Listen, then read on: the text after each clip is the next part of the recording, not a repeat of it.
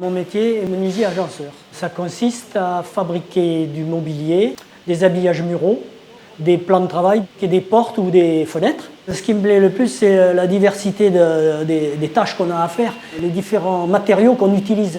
Ça peut aller du bois massif comme au bois dérivé, c'est-à-dire panneaux de particules, mélaminés, stratifiés, compacts, et on part à partir d'un plan, qui est souvent en 3 dimensions.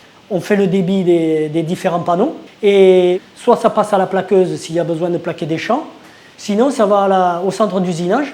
L'usinage, ça peut être des tourillons, ça peut être des inserts, ça peut être des rainures.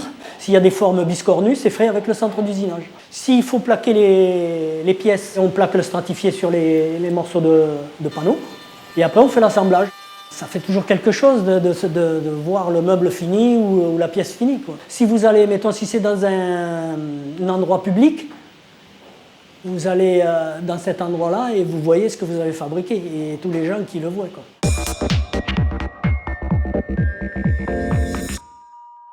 Les actions RSE mises en place dans la société, en priorité, ont été liées au TMS. Nous avons donc mis pour les panneaux un lève-plaque pneumatique, donc il n'y a pas de poids à porter à ce niveau-là.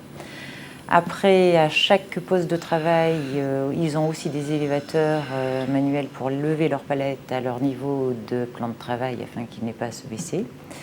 Nous avons aussi réduit leur espace de travail afin que leur pas soit limité et qu'ils puissent avoir un accès aussi tourné autour de leur objet sans avoir à le manipuler. On a aussi allégé l'outillage. Au point de vue du développement durable, ici on fait le tri sélectif.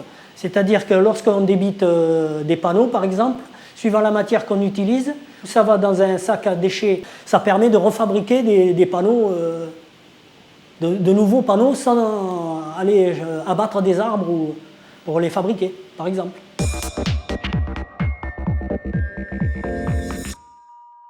Par rapport à l'énergie, on sensibilise nos stagiaires, on leur demande de s'organiser dans leur travail. Quand ils vont à une machine, on leur demande d'y aller qu'une seule fois, quoi, et de faire toutes les étapes qu'ils ont à faire à cette machine. D'éviter de revenir à l'établi et de repartir après les machines. Parce qu'ils les démarrent, ils les éteignent, ils les redémarrent, ils les éteignent, donc ça consomme énormément, quoi.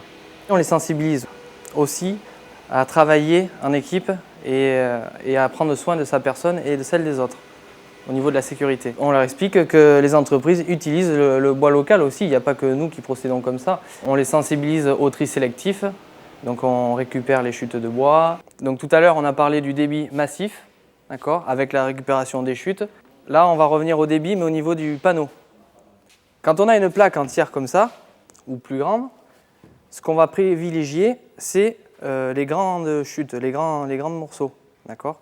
Donc on va faire un calpinage. Un calpinage, c'est placer tout son débit, tous ces morceaux, dans cette plaque, de façon à optimiser la chute. Être acteur du développement durable pour un menuisier, une menuisière de fabrication bâtiment ameublement, c'est, pour la dimension environnementale, sensibiliser à la réduction des gaz à effet de serre en utilisant des panneaux dérivés du bois sans formaldéhyde. C'est gérer les déchets de manière optimisée par la mise en place de bennes de tri sélectif. Pour la dimension économique, c'est opter pour l'aboutage avec des bois certifiés issus de forêts gérées durablement. C'est optimiser les postes de travail et organiser rationnellement le stockage des produits finis. Être acteur du développement durable, pour la dimension sociale, c'est mettre en place un système d'aspiration centralisé pour le captage des poussières de bois, c'est utiliser les équipements de protection individuelle et prévenir les troubles musculo-squelettiques.